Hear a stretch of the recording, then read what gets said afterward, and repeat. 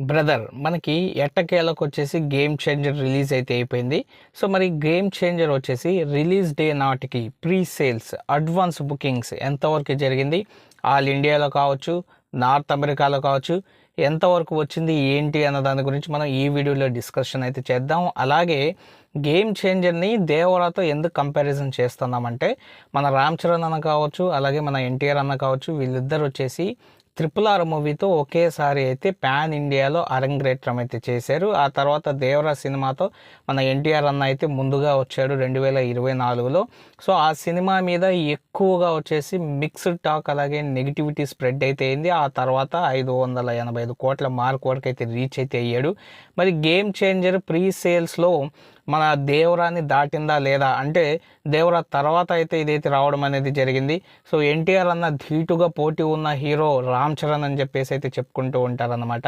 So మరి మనం హీరోల మధ్య పోటీని పక్కన పెట్టేసి ఈ రెండు సినిమాల మధ్య ఎంతవరకు వచ్చేసి మనకి ప్రీ సేల్స్ అయితే జరిగాయి రిలీజ్ డే ముందు నేటికి అని చెప్పేసి అయితే క్లియర్ కట్గా అయితే డిస్కషన్ అయితే చేసుకుందాం. మీరు ఎన్టీఆర్ ఫ్యాన్స్ అయితే జై ఎన్టీఆర్ అని చెప్పేసి కామెంట్ సెక్షన్లో కామెంట్ అయితే చేయండి.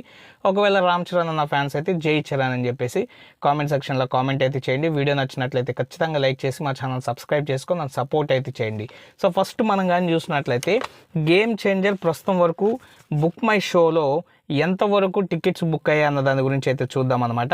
సో జాన్ 6th వచ్చేసి 6333 వరకు మనకి టికెట్స్ అయితే బుక్ అయ్యాయి. అలాగే జాన్ 7th వచ్చేసి 18,000 పైగా బుక్ అయ్యాయి. జాన్ 8th 1,50,000 టికెట్స్ అయితే బుక్ అయ్యాయి. అలాగే జాన్ 9th 6,40,000 అన్ని టికెట్స్ అయితే బుక్ అయితే అవ్వడం అనేది జరిగింది అనమాట. సో టోటల్గా చూసుకున్నట్లయితే 8,14,780 టికెట్లు అయితే బుక్ అయితే అవ్వడం అయితే జరిగింది రిలీజ్ ముందు నాటికి. గేమ్ చేంజర్కి సంబంధించి రౌండ్ ఫిగర్ వేసుకుంటే 8,15,000. సో ఇప్పుడు మనం కానీ చూసుకున్నట్లయితే ఇదే సమయానికి బుక్ మై షోలో దేవరా కానీ చూసినట్లయితే 1.31 మిలియన్ టికెట్స్ అయితే బుక్ అయితే అయ్యాయి అనమాట. నియర్లీ గేమ్ చేంజర్ 1 మిలియన్ వరకు కూడా రాలేదు, కానీ మన దేవరా వచ్చేసి 1.31 మిలియన్ అంటే 10 లక్షల పైగా టికెట్లు బుక్ అయ్యాయి. కనీసం మనకు వచ్చేసి 10 లక్షల చేరువలో కూడా మన గేమ్ చేంజర్ అయితే రాలేదు బుక్ మై షో పరంగా చూసుకున్నట్లయితే. సో ఈ రేస్లో వచ్చేసి మనకు ప్రీ సేల్స్లో పుష్ప 2 అనేది ఫస్ట్ అయితే ఉంది.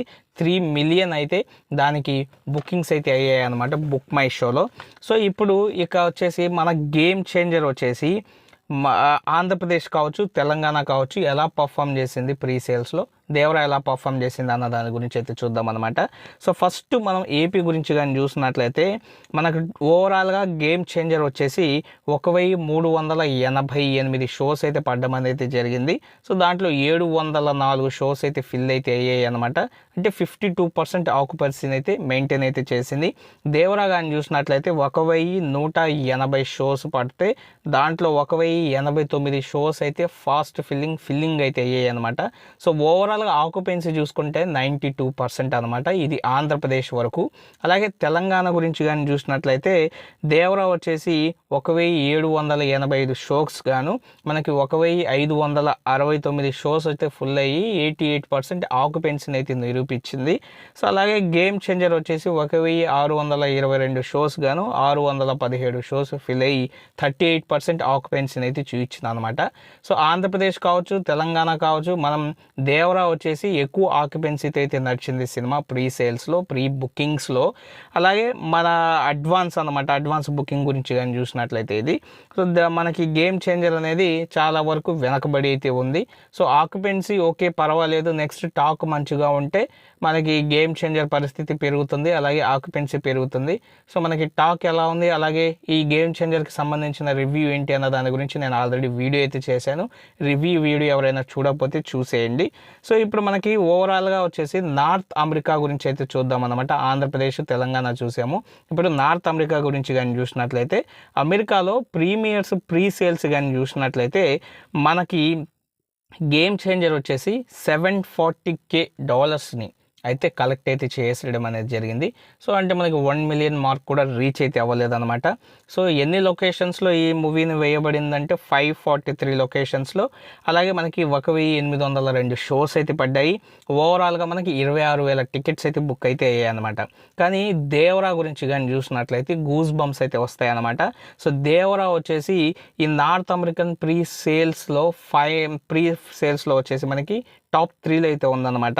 సో దేవరా వచ్చేసి $2.57 మిలియన్ అయితే కలెక్ట్ అయితే చేసింది ఓన్లీ ప్రీ సేల్స్ నార్త్ అమెరికాలోనే. అలాగే 890 లొకేషన్స్లో ఈ సినిమా వేస్తే 2,612 షోస్ అయితే పడ్డాయి అనమాట. సో ఓవరాల్గా 86,000 టికెట్లు అయితే బుక్ అయితే అవ్వడం అయితే జరిగింది. సో మనకి ఫస్ట్ పొజిషన్లో కల్కి ఉంది, సెకండ్ పొజిషన్లో RRR అయితే ఉంది ప్రీ సేల్స్లో నార్త్ అమెరికాలో.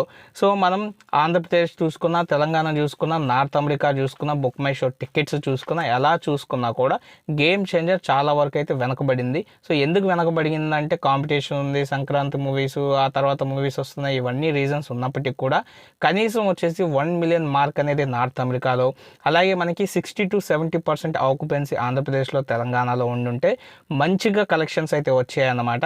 సో మనకి డే 1 ఈ గేమ్ చేంజర్ ఎంత కలెక్ట్ చేస్తుంది, అలాగే డే 1 కలెక్షన్స్ ఎలా ఉంటాయి అన్న దాని గురించి నేను నెక్స్ట్ వీడియో అయితే చేస్తాను అనమాట. సో దేవరాని దాటిందా లేదా అన్న దాని గురించి కూడా మీకు దాంట్లో అయితే క్లారిటీ అయితే వస్తుంది.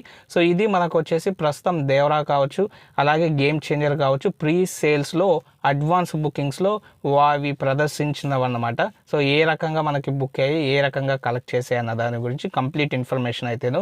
వీడియో నచ్చినట్లయితే ఖచ్చితంగా లైక్ చేసి మా ఛానల్ సబ్స్క్రైబ్ చేసుకున్నాను, సపోర్ట్ అయితే చేయండి. Thank you friends, and by, take care friends.